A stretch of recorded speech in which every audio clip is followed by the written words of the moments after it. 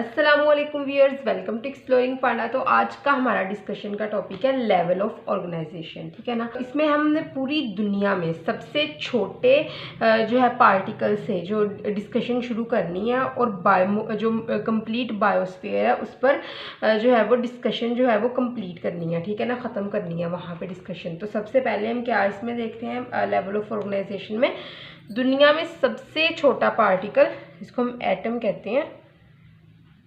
ठीक है ना, उससे हमने डिस्कशन स्टार्ट करके ख़त्म करनी है बायोस्फीयर पे। ठीक है ना, यहाँ पे हमने कंप्लीट कर देनी है डिस्कशन। ठीक है, तो living thing, non living thing, unicellular, multi cellular, simple और कम्प्लेक्स मल्टी सेलुलर लेवल्स जो सारे जो होते हैं ये यहाँ पे हम डिस्कस करेंगे। ठीक है ना, तो मोस्ट बेसिक जो इसका है लेवल ऑफ ऑर्गेनाइजेशन का लेवल, वो हमारे पास है सब अटोमिक एंड अटोमिक लेवल। तो फर्स्ट ऑफ ऑल आज हम यहाँ पे स्टडी करेंगे सब अटोमिक एंड अटोमिक लेवल, और वन बाय वन जो है ये लेवल्स, इनकी वीडियोस मैं अपलोड करती रहूँगी। 9th क्लास बायोलॉजी का जो है वो चैप्टर नंबर 1 का टॉपिक है सब अटोमिक एंड अटोमिक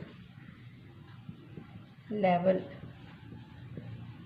ठीक है, तो सब अटोमिक जो है, सब जो वर्ड है इसका मतलब है कि ये पार्ट है। ठीक है ना, एक छोटा सा हिस्सा है।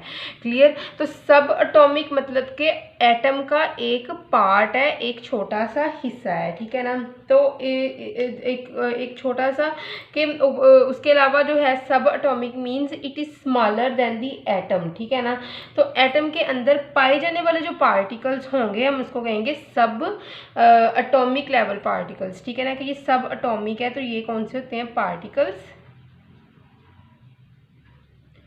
प्रेजेंट इन एटम या विदन एटम। एटम के अंदर पाए जाने वाले पार्टिकल्स सब अटोमिक पार्टिकल्स कहलाते हैं। ठीक है, तो अगर हम बात करें कि सब अटोमिक पार्टिकल्स की कैटेगरीज क्या है हमारे पास, तो ये होते हैं इलेक्ट्रॉन, प्रोटॉन, ठीक है, न्यूट्रॉन। ठीक है, तो जो हमारे पास इलेक्ट्रॉन होता है ना, ये होता है हमारे पास नेगेटिवली चार्ज्ड। प्रोटॉन होता है ये हमारे पास होता है पॉजिटिवली चार्ज्ड, और न्यूट्रॉन के ऊपर कोई किस्म का चार्ज नहीं होता है। ठीक है ना, तो इसके अलावा हम क्या देखते हैं कि जो पूरी यूनिवर्स की जो थिंग्स हैं ये मिलके बनी होती हैं मैटर से। ठीक है ना, और हर मैटर मिलके बना होता है एलिमेंट से। ठीक है, everything of the universe is made up of matter. ठीक है, मैटर से मिलके बनी होती है दुनिया की हर चीज़, और वो जो मैटर होता है ये मिलके बना होता है एलिमेंट से, और हर एलिमेंट मिलके बनता है सेम काइंड के एटम से। क्लियर। तो अगर सारी दुनिया की हर चीज़ मैटर से मिलके बनी है, तो मैटर किस चीज़ से मिलके बना होता है? मैटर मिलके बना होता है एलिमेंट से। ठीक है ना, और एलिमेंट किससे बना होता है? एटम से। तो atoms combine to form elements, and elements atom, मैं इधर लिख भी देती हूँ, atom combine to form atom, same kind atom मिलके क्या बनाते हैं? एलिमेंट्स। और एलिमेंट्स जो होते हैं ये किस मिलके क्या बनाते हैं? मैटर। और दुनिया की हर चीज़, ठीक है ना, यूनिवर्स की हर चीज़ किससे मिलके बनी हुई है? मैटर से। तो बेसिकली किससे मिलके बनी हुई है दुनिया की हर चीज़? एटम से। ठीक है, तो पहले सोचा जाता था कि एटम जो है ये एक छोटा सा पार्टिकल है जिसको फर्दर जो है वो तोड़ा नहीं जा सकता। It is a indivisible particle, कि एक छोटा सा पार्टिकल है जिसको फर्दर जो है वो तोड़ नहीं सकते। तो जो वर्ड हमारे पास एटम है, ठीक है ना, तो ए जो वर्ड है इसका मतलब हमें पता होता है नॉट होता है। ठीक है ना, और जो वर्ड टर्म है इसका मतलब होता है कट। ठीक है ना, तो मतलब इसको कट नहीं किया जा सकता, इसको तोड़ा नहीं जा सकता। लेकिन जो ये सारी थॉट्स थी ये किसकी डिस्कवरी से पहले थी? इलेक्ट्रॉन, प्रोटॉन और न्यूट्रॉन की डिस्कवरी से पहले ये थॉट थी एटम के बारे में कि इसको तोड़ा नहीं जा सकता है। ठीक है ना, लेकिन अब हमें पता चला है कि जो एटम है ये मिलके बना होता है बेसिक सब अटोमिक पार्टिकल्स के साथ। ठीक है ना, atom is made up of सब अटोमिक पार्टिकल्स कुछ बेसिक सब एटॉमिक पार्टिकल्स होते हैं जो है वो एटम बनाते हैं। तो उसके अलावा क्या है कि अदरवाइज क्या है कि एटम जो होता है ना ये मिलके बना होता है हंड्रेड्स ऑफ दी सब एटॉमिक पार्टिकल्स, ठीक है ना। इलेक्ट्रॉन, प्रोटॉन और न्यूट्रॉन के अलावा बहुत से 100 टाइप के सब एटॉमिक पार्टिकल्स एटम के अंदर पाए जाते हैं, लेकिन हम जस्ट डिस्कस करेंगे यहाँ पे 3 बेसिक सब एटॉमिक पार्टिकल्स है। We only discuss about the basic subatomic particles, 3 basic subatomic particles which are electron, proton and neutron, ठीक है। तो हम यहाँ पे देखते हैं एग्जांपल कि हमारे पास ये जो है न्यूक्लियस है, ठीक है। और न्यूक्लियस इस तरह, ये एटम का मैं स्ट्रक्चर यहाँ पे ड्रा कर रही हूँ। ये न्यूक्लियस के ये शेल्स हैं, ठीक है ना।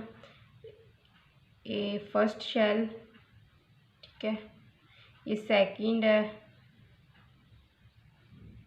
ये है थर्ड, सेकंड और फर्स्ट, ठीक है। तो जो न्यूक्लियस है, न्यूक्लियस के अंदर कौन सी चीज़ें होती हैं? Proton and neutron. प्रोटॉन पे कौन सा चार्ज होता है? पॉजिटिव, और न्यूट्रॉन के ऊपर नो चार्ज। तो बेसिकली फिर न्यूक्लियस के ऊपर क्या चार्ज होगा? पॉजिटिव, ठीक है ना। प्रोटॉन का चार्ज ही न्यूक्लियस का चार्ज हम यहाँ पे कंसीडर करते हैं, ठीक है। और इलेक्ट्रॉन के ऊपर कौन सा चार्ज होगा? ठीक है ना, इलेक्ट्रॉन के ऊपर चार्ज जो होगा वो हमारे पास होगा नेगेटिव चार्ज, ठीक है ना। तो ये हमें पता है, आप केमिस्ट्री में पढ़ेंगे कितने इलेक्ट्रॉन्स हर शेल में होते हैं, वो आप केमिस्ट्री में स्टडी करेंगे, ठीक है ना। तो यहाँ पे भी हम बस ये देखते हैं कि इलेक्ट्रॉन किस तरह रिवॉल्व करते हैं न्यूक्लियस के जो है वो गिर्द, ठीक है ना। Electrons revolve around the nucleus, ठीक है। इलेक्ट्रॉन न्यूक्लियस के गिर्द रिवॉल्व करते हैं। क्यों करते हैं? क्योंकि इलेक्ट्रॉन्स के ऊपर होता है नेगेटिव चार्ज, ठीक है। न्यूक्लियस के ऊपर होता है positive charge. This negative and positive charge attract each other, और इस अट्रैक्शन की वजह से इलेक्ट्रॉन न्यूक्लियस के साथ बाइंड रहते हैं एक फोर्स ऑफ अट्रैक्शन से, और न्यूक्लियस के गिर्द रिवॉल्व करते हैं, ठीक है ना। ठीक है, तो ये इलेक्ट्रॉन जो है ये नेगेटिव और पॉजिटिव चार्ज एक दूसरे को अट्रैक्ट करता है, और इस फोर्स ऑफ अट्रैक्शन की वजह से इलेक्ट्रॉन्स न्यूक्लियस के गिर्द रिवॉल्व करते हैं। अब हम देखते हैं कि जो वैलेंस इलेक्ट्रॉन है, सबसे ऊपर वाले शेल का जो इलेक्ट्रॉन होता है उसको हम क्या कहते हैं? Valence electron. और सबसे ऊपर वाला शेल होता है वैलेंस शेल, लास्ट शेल, ठीक है ना। वैलेंस शेल हम इसको कहते हैं। तो जो वैलेंस इलेक्ट्रॉन होता है ये डिसाइड करता है कि, ठीक है ना, कि बॉन्ड बनेगा या नहीं बनेगा। बॉन्ड क्या होता है? बॉन्ड एक अट्रैक्शन की फोर्स ऑफ अट्रैक्शन होती है जो कहाँ पे पाई जाती है? दो एटम्स के दरमियान में अट्रैक्शन की फोर्स पाई जाती है, बॉन्ड, ठीक है। Bond is a force of attraction, ठीक है ना। या फिर एक फोर्स होती है जो जोड़ती है दो एटम्स को, ठीक है ना। Two atoms combine, two atoms, और एट ए टाइम जो है वो एलिमेंट्स में एक से ज़्यादा बॉन्ड पाए जा सकते हैं, ठीक है ना। एक भी पाया जा सकता है और एक से ज़्यादा भी पाए जा सकते हैं। तो वैलेंस इलेक्ट्रॉन जो सबसे आउटर मोस्ट शेल का इलेक्ट्रॉन ये डिसाइड करता है कि बॉन्ड बनेगा या नहीं बनेगा, ठीक है ना। बॉन्ड बनना या ना बनना वैलेंस इलेक्ट्रॉन इस बात को डिसाइड करता है। तो हम यहाँ पे क्या देखते हैं कि जो बेसिक सब एटॉमिक पार्टिकल्स हैं, electron, proton, neutron and many more, ये कंबाइन करके क्या बनाते हैं? एटम बनाते हैं हमारे पास, ठीक है।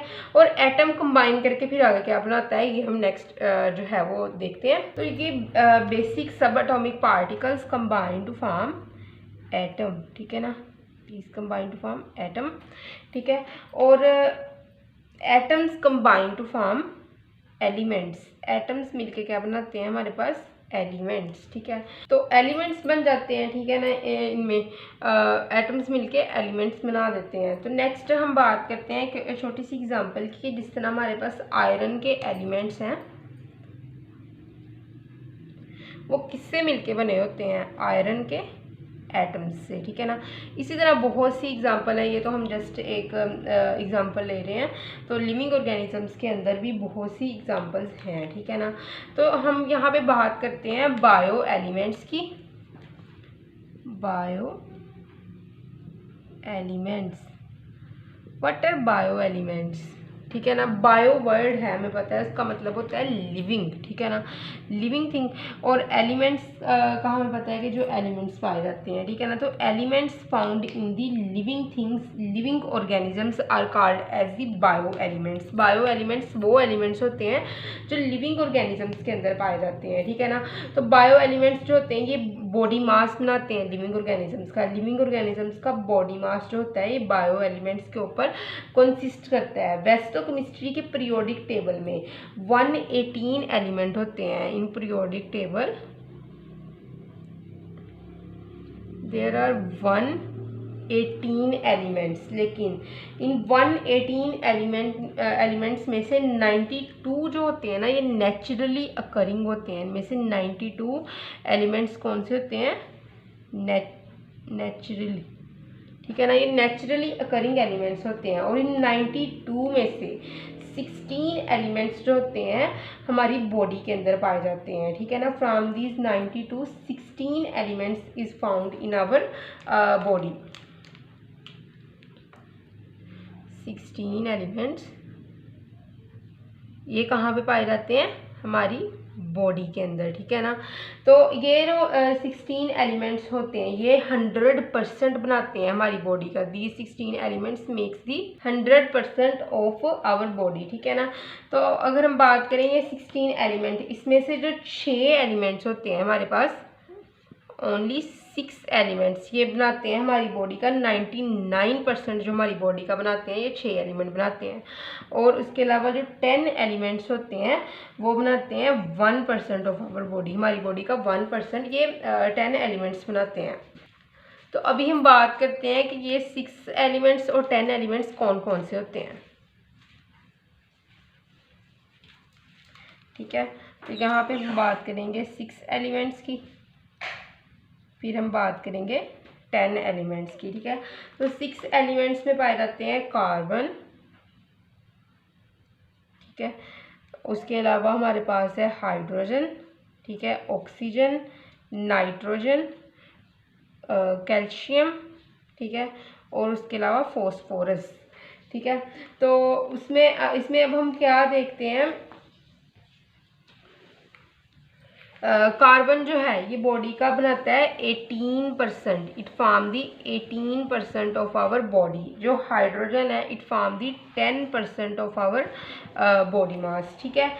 18% बनाता है कार्बन, हाइड्रोजन 10% बनाता है बॉडी मास का, ठीक है। ऑक्सीजन जो है ये मोस्ट अबंडेंट पाया जाता है हमारी बॉडी के अंदर, ऑलमोस्ट 65% ये बनाता है हमारी बॉडी मास का, ठीक है। नाइट्रोजन जो है ये 3% बनाता है हमारी बॉडी मास का, ठीक है ना। और कैल्शियम जो है ये 2% बनाता है हमारे बॉडी मास को, ठीक है। और फॉस्फोरस जो है ये एट द एंड 1% बनाता है हमारी बॉडी मास का, ठीक है ना।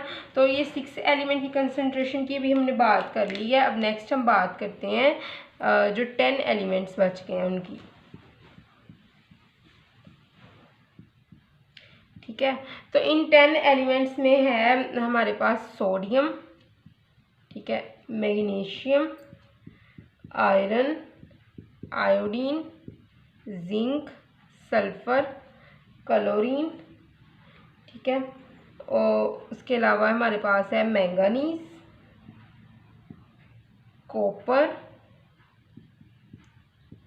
ठीक है, और पोटाशियम, ठीक है। तो 1 2 3 4 5 6 7 8 9 10, क्लियर। तो जो इनकी कंसंट्रेशन होती है ना वो हम यहाँ पे देखते हैं कि 1% है टोटल को मिला के, लेकिन जो इसकी कंसंट्रेशन हम पॉइंट्स में पढ़ेंगे कि ये 0.005 है, 0.02 है, ये हम पढ़ेंगे FSC में, ठीक है ना। तो ये आपके सिलेबस में नहीं इंक्लूड है, क्लियर। तो आई होप सो कि आपको लेवल ऑफ ऑर्गेनाइजेशन का पहला जो लेवल है सब एटॉमिक एंड एटॉमिक लेवल की समझ लगी होगी। लेकिन अगर किसी भी किस्म की कन्फ्यूजन है तो आप कमेंट सेक्शन में पूछ सकते हैं। थैंक यू सो मच, अल्लाह हाफिज़।